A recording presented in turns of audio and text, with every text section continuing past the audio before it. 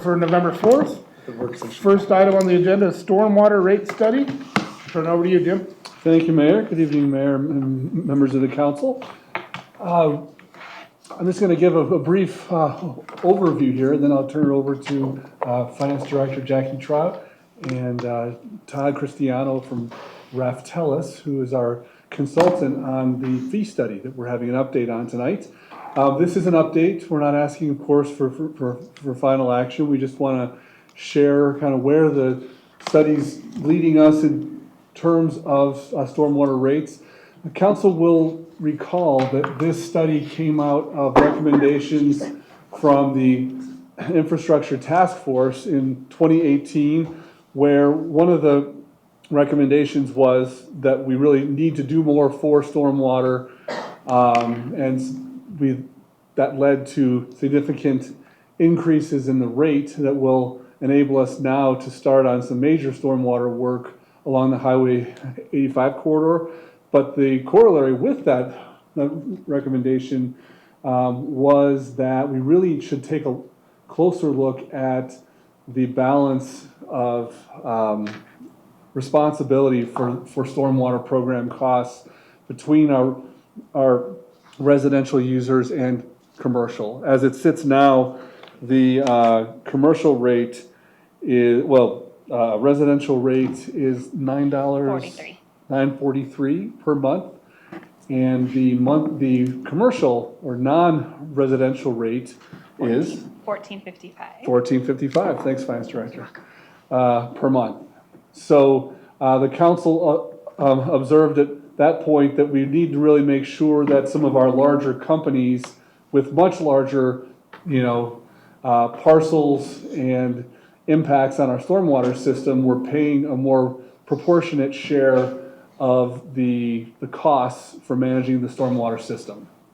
So that's where this came from, and that's why we have this update at this point, because council will be considering utility rates over the next few weeks. We wanted the staff at Raftellus have been working on this rate study now for a few months, and we wanted to just bring you kind of the draft results and make sure that we have your direction on a couple of key policy points, and then we'll be able to come back to you with any changes that you might have or the final results as part of your next meeting's work session, and then as part of your utility rates for next year. So with that, I'll turn it over to Jackie and Todd. I think it might be going straight to Todd. I think so. But Todd can probably introduce yourself and your experience in company. Good evening. My name is Todd Cristiano from Raftellus. Like Jim said, I've been with Raftellus for about a few years. I've been a consultant for 20 years. 6 of those years I spent as manager of rates at Denver Water. So I've sat on both sides of the table of these type of presentations, both as a staff member of the utility and also a consultant. Raftellus is a nationwide firm. We have over 120 consultants that our bread and butter are communities and cities like this, and we do quite a bit of work. We have an office here in Denver. We do quite a bit of work in the Colorado Front Range and Western Slope areas, and stormwater included in that. So, moving on to the presentation, our study, a couple of different agenda items, talk about the goals and objectives of this study, financial planning process in general, and rate structure alternatives, and then we're at project schedule and next steps. So we're going to walk through the process we went through. We're going to walk through the financial plan results we came up with. We're going to walk through the rate alternatives we came up with that we talked back and forth with staff about, and kind of our recommended, or probably the most appropriate, we feel is the most appropriate rate structure for the city. So one of the major study objectives was to develop a financial plan that sustains the financial health of the utility in the future. And that means being able to fund operations and maintenance expenses, capital improvement programs, ensuring that you have adequate reserves that meet the reserve policies of the city, and ensure that you're meeting your debt service coverage requirements for any debt issues you have coming up. And I believe the city is going out for a state loan for next year, which does have a debt service coverage requirement. So our scope of work was develop a 10-year financial plan, evaluate conceptual rate structures. So what we did, we worked with staff to what kind of rate structures are there available that will help enhance the equitable distribution of costs between the customer classes, essentially the non-residential or commercial, industrial, and manufactured homes versus the residential. How can we develop a rate structure that's going to ensure an equitable distribution of costs? We have developed some basic outreach materials for them, for the city, obviously presenting the findings here to both the Water and Sewer Board as well as Council. And we have an Excel-based model that we use to do all this analysis that we'll be turning over to Jackie and her staff at the conclusion of this study. So the rate setting process is basically a three-step process, whether you're doing water, wastewater, or stormwater, or electric. You develop a financial plan that tells you the amount of revenue you're going to need. Hopefully that's not me. I don't think so. Okay. Develop what's the level of revenue you need to meet your annual expenditures and performance metrics, reserve requirements, debt service coverage. Cost of service is step 2. This tells us, is each customer class paying their fair share? Is there an equitable distribution of costs between the different customer classes? Rate design is, well, how are we going to recover these costs? Great, we've identified who needs to pay what, but how are we going to recover those costs? And so we did those all 3 for this study. So the financial planning process is very similar probably to your water and sewer, wastewater utilities. We have a bunch of assumptions that we use in terms of projections of O&M expense, capital, revenue projections, beginning balances. We turn the crank on this machine and we come out with a financial plan that helps us optimize or find the optimal financial plan over the study period to minimize the impact to customers and minimize the revenue adjustments while meeting all these different targets like bond covenants and meeting your future capital and balancing capital, cash-funded capital versus bond-funded capital, et cetera, et cetera. So we did that with our 10-year financial plan. Now, real quick, because I'm going to show this graph again for the stormwater utility, but this is an example of the results of a study that we might do. And this top graph here shows basically a cash flow of your financial plan. Excuse me, I cannot see because my eyes. The green bar represents your annual revenues that are coming in, okay, rate revenues. The yellow bar represents your annual expenditures. The gray bar represents ending balance over the course of that 5-year period. And you can see here that the green line is below the orange bars in these future years. The gray bar is going negative, not meeting your target there, which is the dashed line. So this is an example of a utility who's not maintained their financial health. Also, another metric we look at is debt service coverage, which if you think about buying a home and you have the debt to income ratio in order to buy a home, it's the inverse of that. So the example here is we have debt service coverage when the orange line represents the target. Well, here, this utility is not taking care of business, and so their debt service coverage is going down.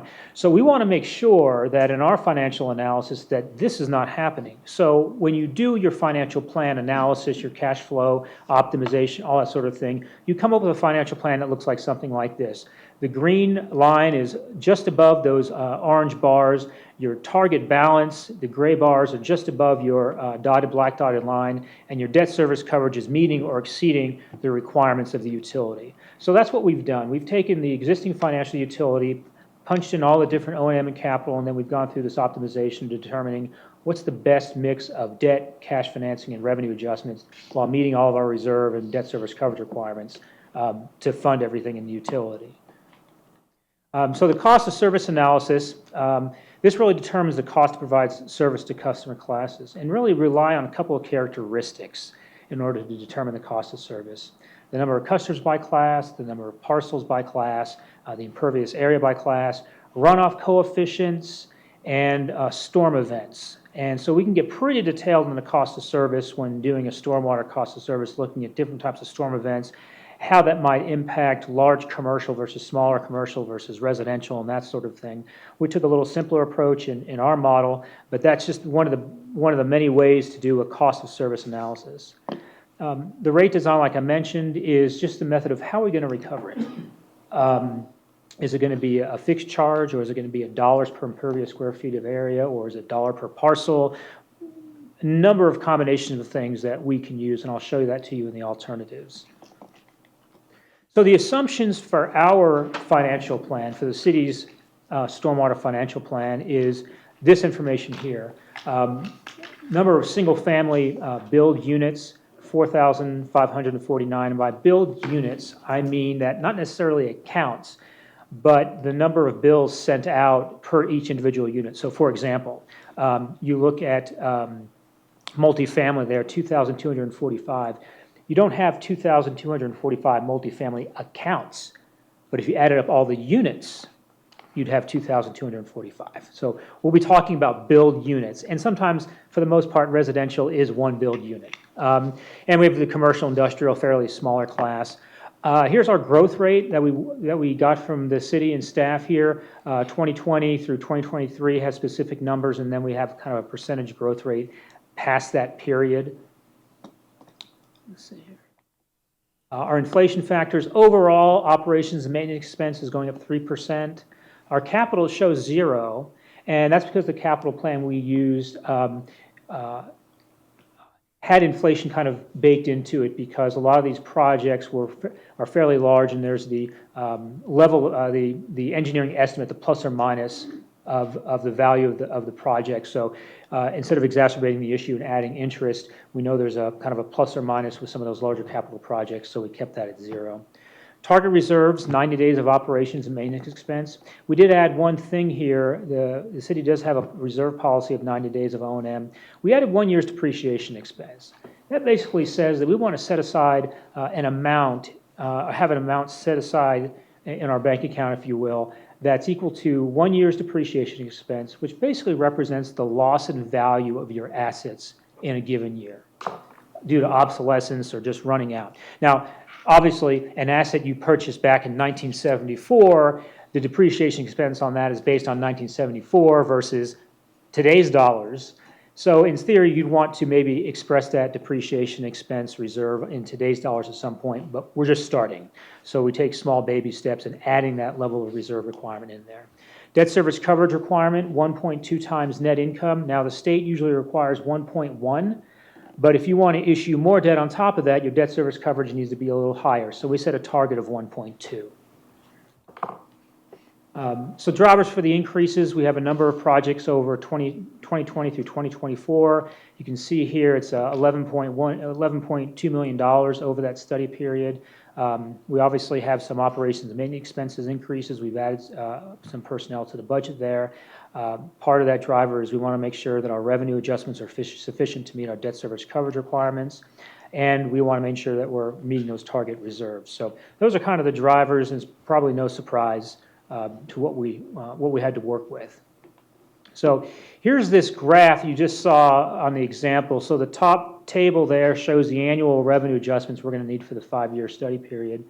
Down below, you can see the blue bar there is sources, the orange bar is still uses, and the gray bar is the ending fund balance.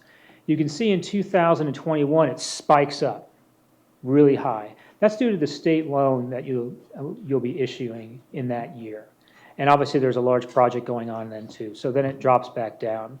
And again, in 2023, that orange bar is much higher than the blue bar, and that's because that's still a capital project in there that's getting funded by that state loan that you've issued. Keep in mind with the state loans, you get you get the state loan, but then you draw down the money as needed.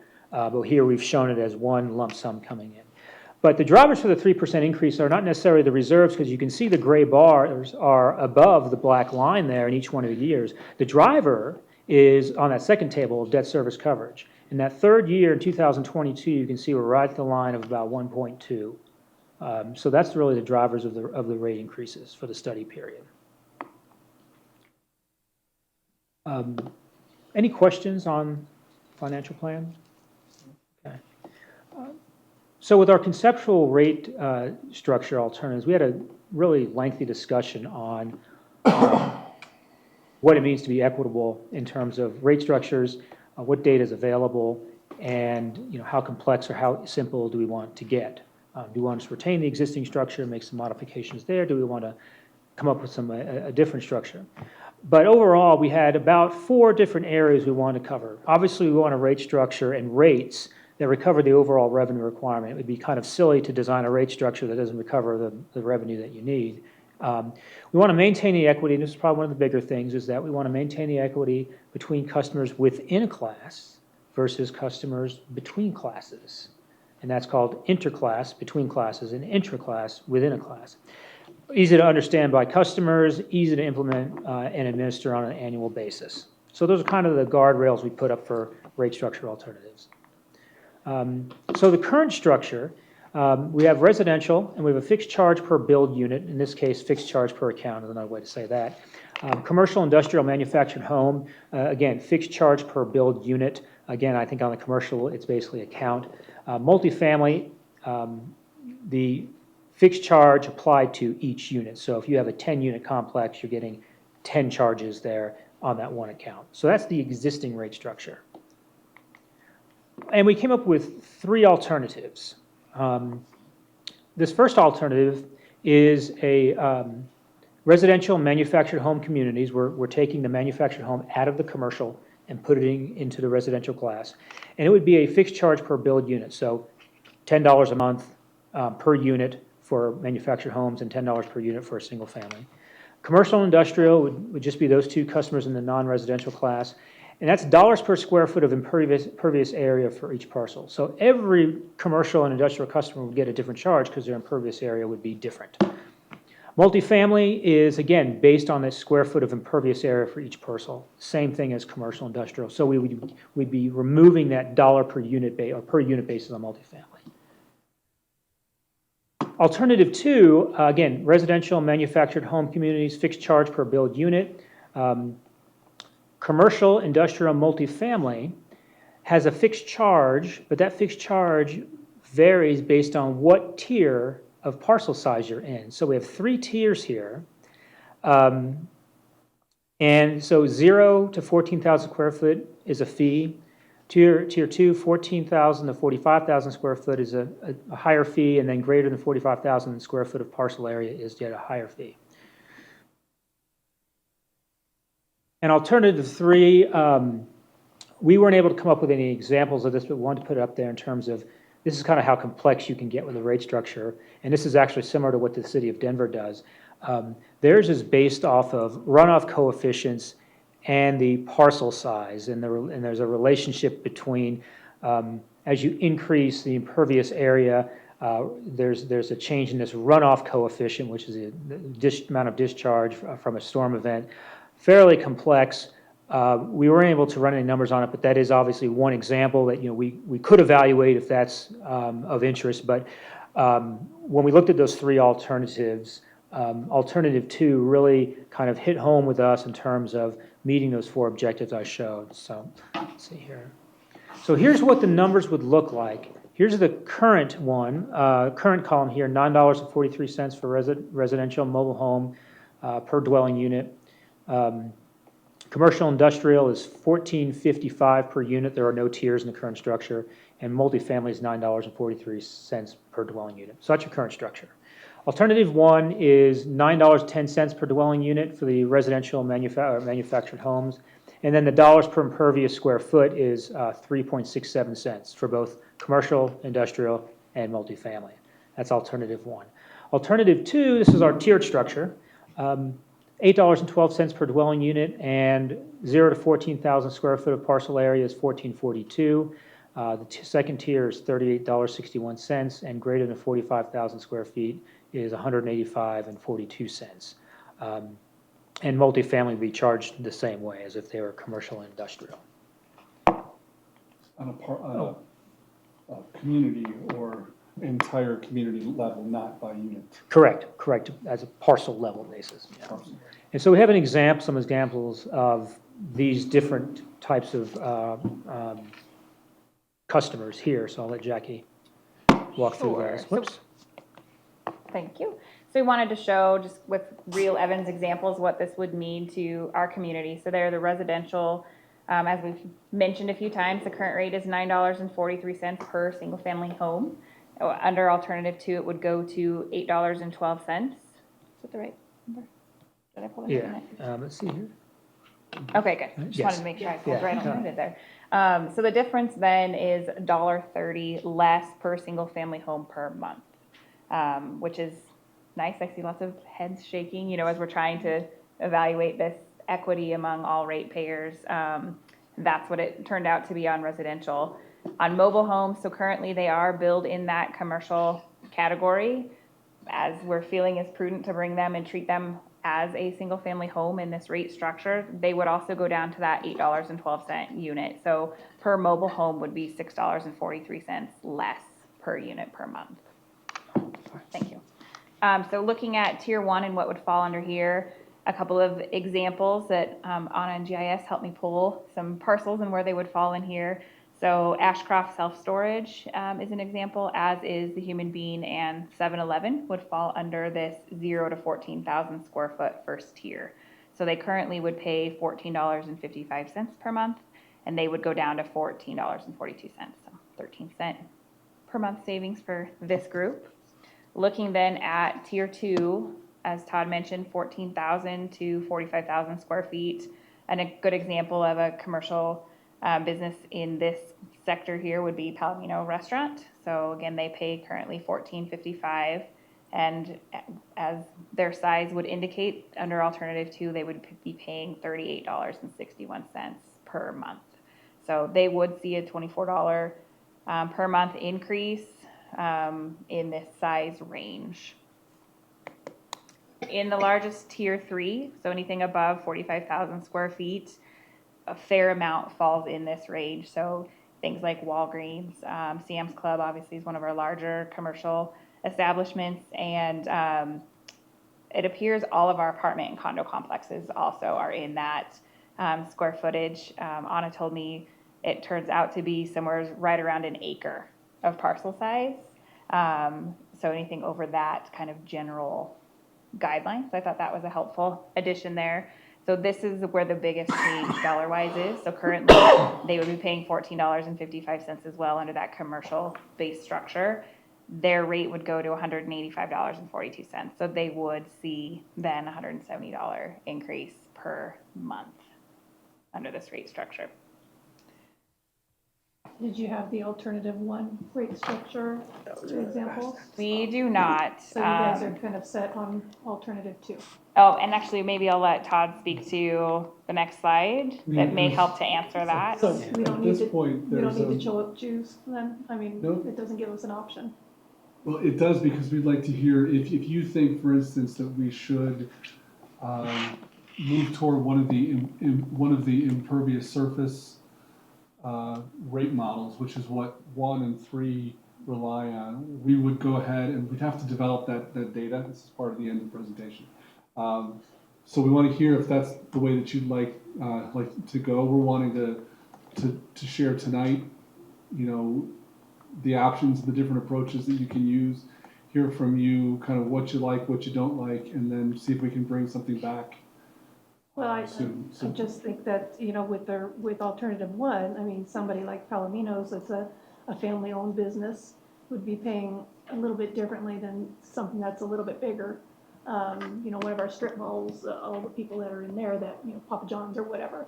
So, I mean, it would be kind of nice to have, even if there's some kind of a price per square foot that another town does, that would be great to have that kind of information, so that we can make an informed decision on what we would like to see. Would you mind if we just finish the last few slides and then we can come back? Thanks. So we went back once we came up with the alternatives, and we have a slide as well that shows what other communities are doing, and the alternative 1 and 2 are fairly common. I think the biggest challenge with alternative 1 was the ease of implementation in terms of what it's going to take to get the GIS data and all that individual data. But you can see here on the current with the we gave interclass and interclass equity kind of a red. And this is all fairly qualitative in terms of when you just look at the face of it in terms of equity against the other rate structures. The current one is maybe doesn't have as great an equity between the classes or within the class. Alternative 1 gets greens everywhere. Just the implementation and the administration of maintaining impervious area might be a little more challenging. Alternative 2, intra-class equity, it gets a yellow there because on alternative 1, each commercial customer is paying for their exact impervious area, whereas on alternative 2, they're paying within a bandwidth. Now, I'm not sure what the differences in terms of a bill would be there, but the advantage there, you see the green on the understanding and ease of implementation, that the amount of GIS work may not be as laborious on alternative 2. Alternative 3, I think we decided that there would be quite a bit of customer education required, and the ease of implementation might just be too difficult and may not be worth the effort for what you can achieve out of alternative 1 and 2. So those are some qualitative measures there for those different alternatives. Here's a snapshot of some utilities in the Front Range area here for residential. Many of them have similar structures as the city or our proposed ones. Units per ERU. Boulder does have a 3-tiered structure. Probably the most complex one down there is Windsor. And I won't read through that, but there's a lot of costs and other components that they've added in there, so very transparent, but I imagine it's fairly difficult to calculate. So when you consider the alternatives we presented, this kind of gives you also a range of what other communities might be doing if there needs to be a change, but alternative 2 is very common with stormwater utilities. And here's a stormwater survey that we've updated over the course of this year. You can see that the city of Evans is almost smack dab in the middle, just below Erie in terms of annual bills based on a residential customer of 9,700 square feet. And obviously Boulder's the highest there, but once you add in the 3%, you might move around. And again, these are 2019 rates for the utilities. Who knows what they're doing in 2020? So you might end up down to the bottom next year. It just depends. But it gives you an idea of where you're starting from in comparison to other utilities. So we have a schedule and next steps. November 14th is the rates recommendation, and the 9th, well, I'll just let you go and chat about the Sure. rest of the schedule there. The Water and Sewer Board did see this presentation at their last meeting, so we'll be going back to that group for the rate recommendation. That would then come to you all in November 19th at work session. So Raftellus will help us finalize their report and understand their model to a T, so we can also use it in the future. And then ideally adoption for the 2020 utility rates would be entertained by council on December 3rd. So if I can kind of finish up, we're at a point where we do need some direction from council, because part of this study was looking at the data we have and doing the financial model. We know that we have parcel data at this time. We get parcel data from the county, and it's one of our GIS layers. We currently don't have impervious surface data for each parcel, which is what we'd need if we wanted to move to an impervious surface fee model, which really is the most direct relationship to stormwater runoff. Alternative 2 that you saw has, you might go back to that matrix. Alternative 2 has a proxy for that in parcel size, where we think we can accomplish the goals that we set out by starting to draw some distinction based on size of the property. So if council really likes the impervious surface approach, we need some direction to go back, and it would take more study time, and we could bring that back to you. We'd have to talk to Todd about how much time, and it might take some more cost, and we need to get the GIS data. Alternative 2, we did base our examples on it because that's what we can do today. We could implement that pretty readily, and move forward with that. For 1 and 3, I think we could either kind of keep rates the same way they are, and complete or take the study to the next level and come back to you with that. Or of course, a more impervious surface model could be the next iteration, in a year or 2, once we've kind of moved it at least in the direction of the better allocation of cost per use. So that's the end of our presentation. If you have any comments, we would like to keep going. So looking at, if you can go back to the slides with the different businesses in the tiers. I'm all for ensuring that we, especially with the mobile home parks and all that, incorporate them into the residential rate. And I'm all about ensuring that our, residents are, not paying an exorbitant amount of money in their utility bills, because that's one of the biggest things we hear the most is, the utility bill cost. My concern is, in looking at the tier 2, will that drive businesses away from Evans? I mean, looking at the increase for, like Sam's and Walgreens, I mean, that's a huge increase. Now, I have to, agree that, those large commercial, properties should be paying a good fair share of that. But at the same time at that, when you've increased their bill from, what was it, 14, whatever it was, all the way to almost $200, are they gonna start saying, well, maybe we should start looking to relocate our business somewhere else? Or if you do that to like a Palomino's or something like that, where you do kind of a significant increase, even though it wasn't really much for Palomino's, but how does that affect the businesses? And here, looking at, do they relocate their businesses because their costs are going up? Mark, I don't think that that's a big significant amount of money for them. It isn't. For Sam's Club, Well- $185, really? It's about $2,000 a year. $2,000. It's Yeah, kind of like sounds what you But you're right, I mentioned, don't think they're it's a kind big of already used to the, Yeah, alternative sorry, to Yeah. model, correct? It just so happens that in the city of Evans, we haven't adopted that here. So, I mean, granted, there's other like Walgreens and Greeley that I'm sure they're used to already that kind of rate, or even, nearby cities. So I don't think, I mean, granted, it's gonna be increased, but I don't think it's gonna be a dramatic increase to where they'd flee. It may not be, and I agree with that, but that I just want to make sure that when people come here to do business, they're like, oh, their fee structure is too high. Maybe we should look somewhere else. So I want to make sure that we're still competitive.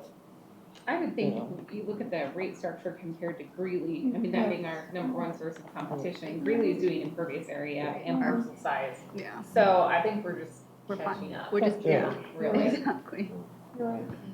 There, more and more communities are going to impervious, and actually Greeley has switched on their potable water to impervious. They're subtracting those impervious areas from that calculation. What would be like the difference? Like if we did like actual like impervious, because I mean, that's really what we're kind of battling against because we don't have that data. And so based off what we have with alternative 2 on, it's kind of in essence an estimate. I mean, how far off of an estimate is it? I That you think- think that just, I mean, granted, it's not going to be accurate, but I think what we'd have to do is look at the two calculations for alternative 1, alternative 2, and just do a calculation in increments of 1,000 square feet, and then find out what the bill would be based on the tiers to compare it, because there's winners and losers, as you, it's, to get a little technical, each of the tiers, although they're based on parcel, we looked at the average impervious area per account in those tiers to come up with the rate. So it's still in theory kind of based off impervious area, but it's an average of those in that tier.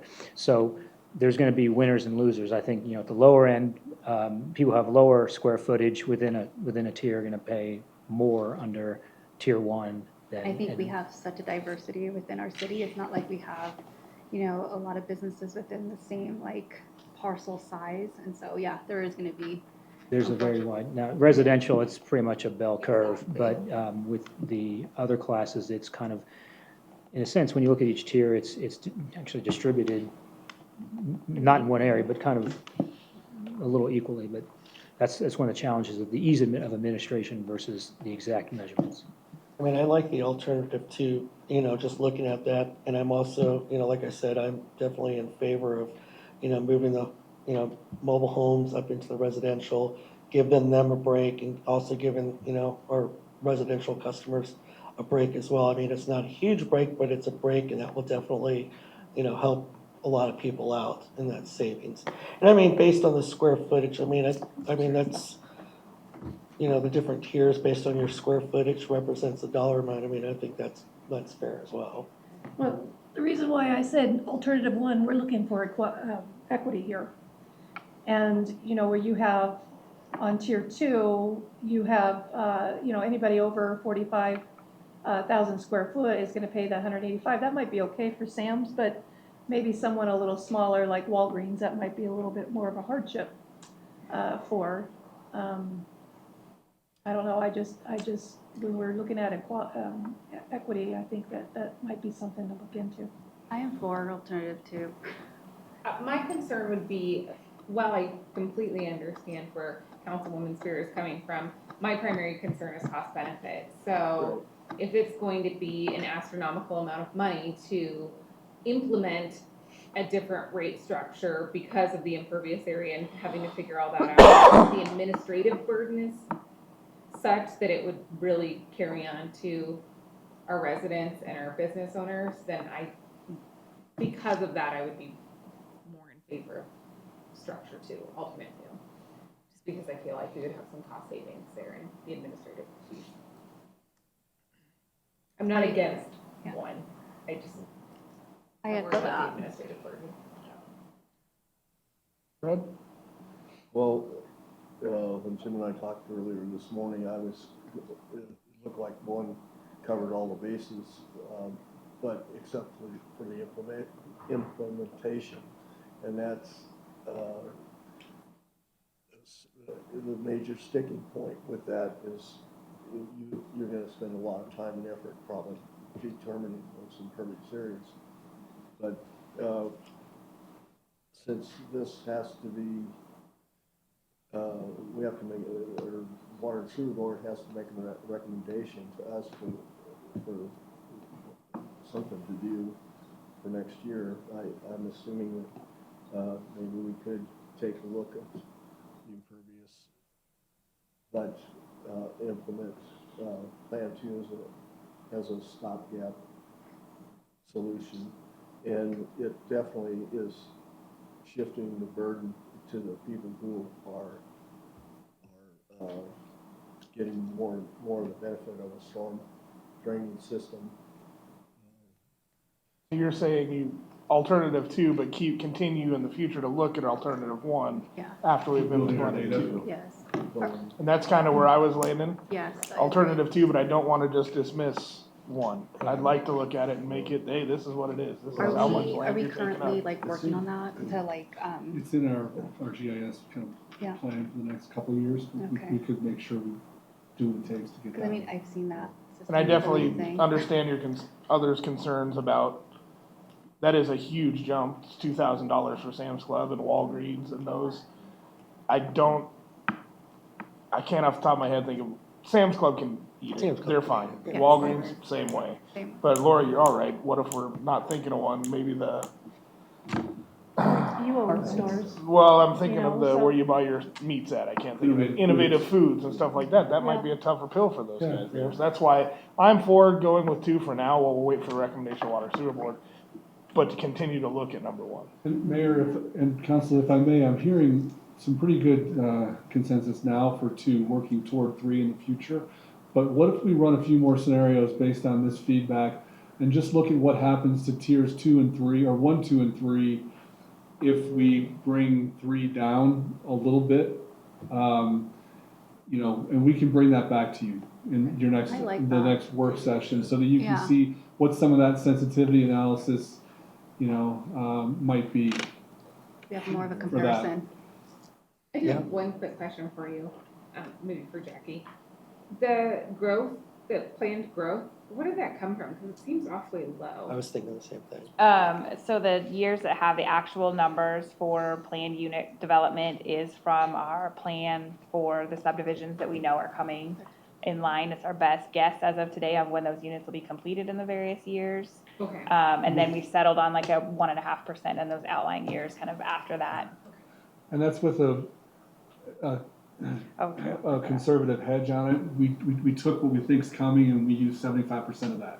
Okay, When you're setting rates, you don't want to overestimate. no, yeah, With rate. Is it also possible to get kind of an idea of what other communities are looking for possible, you know, storm utility rate increase throughout their communities to kind of, so we can show our residents, hey, this is what we're looking at, and this is where we could be in 2020, and then show them, hey, this is where you fall in line in 2020 to compare to some surrounding communities. I mean, I think that visual might help, saying, hey, you may think your rates are pretty high, but if you look at it in comparison to surrounding communities, I like the residential one. I would really like to see something like that more for commercial. Like what does King Soopers in Windsor pay? Or what Yeah. does grocery store in Greeley pay? Any of those, I don't know. So it would be advantageous to understand that as well. I'm very definitely in favor of shifting the flat rate to from everybody in the residential community. It seems like it's definitely paying more to support these businesses that are benefiting more from the storm drainage system to clear the water off their parking lots. Just a quick question. So for apartment complexes, those are listed under commercial. So even if, for example, the apartments are individually metered, they will still look at it as a whole and assess, got it. That's why I just wanted that This would be a clarification. significant reduction, change, the biggest probably change that we know about is for apartments. Currently, each apartment is paying the same thing that a house does. And, if you're thinking of impervious surface, that's not necessarily a good comparison. But this would treat the entire complex as one parcel, and they would pay that commercial rate. Okay, just Per wondered. unit, it would be less. I get the direction you're looking for, Jim? Yep. You all good? All right. Thank you. Thanks, Todd. Thanks for being here tonight, Todd. thanks. Next item on the agenda is discussion on 2020 impact and system development fees. Turn back to you. Thank you, Mayor. So we just talked about our stormwater service rates. This item addresses, this is the last piece of your rate setting model for the year. And again, of course, we're not looking for decisions tonight, but just want to share what these look like as we move into the fee setting meetings for the year. Essentially with this, we're looking at our impact fees, which we consider our impact fees, those general ones, like we collect for the fire district, parks, rec and trails, police, transportation, and water. So those are the impact fees that have to be used for capital purposes, acquiring things and capital projects, as opposed to the service fees that we aren't talking about in this item. And the other piece is the system development charges. So when we talk about the utilities and the enterprise funds, the equivalent of impact fees for those funds are these system development fees that we're looking at tonight. So in short, staff's approaching this as we have in the last couple of years on most of our fees with an inflationary increase to help us keep up with the costs of capital costs, because that's what these are for. And since these fees and these revenues are used for capital, we use a different index for inflation. We use the engineering news record construction index. So that's more geared toward capital than something like the consumer price index is.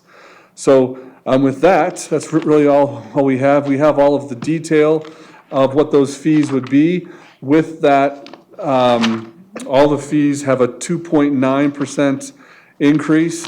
And then on the last page of the staff report, Jackie has taken a hypothetical, user and just shown what the total fees would be when you add them all up for, say, is this a new home? Or do you know what your? Yes, it was just a new single-family Yeah, home. so new single-family home. The last page shows how our total fees compare with the others in our area. And that's all I have, Mayor. Thank you, Jim. Questions or comments for staff? So with your direction, we bring this back to you in a couple weeks. I think this looks good. I think my only question would be, next year we hit year 5 of that rate study. Are we having it redone? Okay. Yes. You. Yeah, that's good, yeah. Yeah. All good. Thank you, Jim. Okay, thank you. Next item on the agenda is finance options for phase 1 of the NISP project. I have some late breaking news on this item that will make this an even more abbreviated work session. Staff has been working with NISP over the past several months as NISP approaches what they had been viewing as a 4 to 5 year, say 4-year financing of $20 million to start them to move forward on land acquisition, final design, and some other real capital costs. So this would have been the first financing that we could have done for NISP. And Evan's share of $20 million is $800,000. So that's our portion. We have been working on 2 different options. One would be to pay cash, which there are lots of reasons why we think that's the best idea if we can.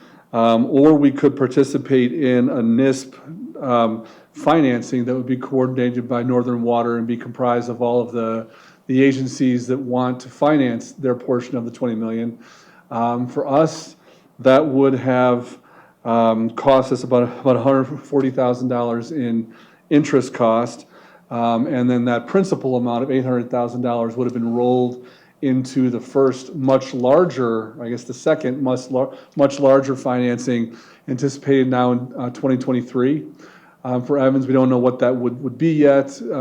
Presumably that's for construction actually of the project. So we would have rolled that in and be able to do it that way. We were going to tell you tonight that we think, based on system development charges that have come in due to construction this year, that we should do cash. However, we heard this afternoon that NISP and all the members have, all the participating agencies have elected to do cash at this point. So they're not sure they're going to do the financing. So might make our choice more straightforward. I think if Evans wanted to do a financing, we could still find a way, and they would help us to do that. But staff's recommendation certainly is to proceed with the cash funding of the $800,000. This would be, presumably, this is our next step in the project until 2023. As an ancillary update, we have not yet been able to transfer or transition our participation from 1,600 acre feet to 1,200 acre feet per council's direction. There are several agency participants in the project who also want to make similar changes, and some, I think, want to acquire more. NISP has had a couple meetings about that, and when they saw the number of agencies that want to kind of jostle or jockey around their participation levels, they said, let's wait till we get through this next permitting. There's a major permit decision from the Army Corps of Engineers was supposed to happen this fall. Now they're saying next spring, but that's called the Record of Decision. NISP and Northern would like to get through that project and then have some structured dialogue about agencies changing their participation. So last thing I'll say about cash is that we think it simplifies that process too. If we're not tied up at a certain level for debt at this point, we'll be able to transfer our shares to someone else with a more straightforward cash transaction when the time comes. So with that, that's our comments tonight, and Jackie's here to help if you have any questions. Questions of staff, comments? No, actually, I was gonna ask Jim about, I've heard other communities may want to divest more than I've heard other communities want to buy in more, so I'm glad you brought that up. Yeah. Everyone's kind of frozen right now. Any comments? We got the cash, just Always use cash. You got cash in your wallet, never break your card out. It's just a bad idea. That's all we have. Awesome, thanks. Thanks.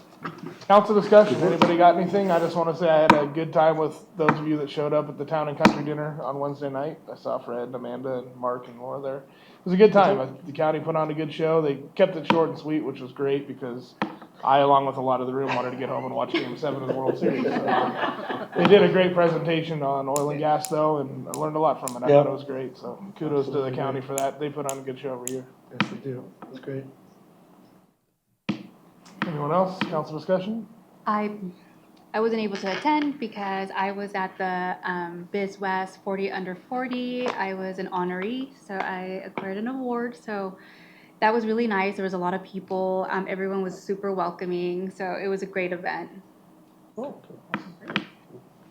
Anyone else? All right, we got about 7 minutes. No,